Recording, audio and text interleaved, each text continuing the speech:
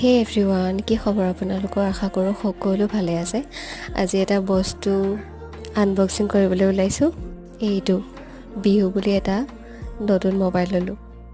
আপোনালোকে দেখি হয়তো ধৰিব পাৰিছে, ৰিয়েলমি 14X। এইটো কালাৰ গল্ডেন গ্ল' হৈছে আৰু ইয়াৰ দামটো 15,000 লৈছে। বহুত ভাল হয় মোবাইলটো। ইয়াৰ ৰেমটো 6GB হয় আৰু ৰমটো 128GB।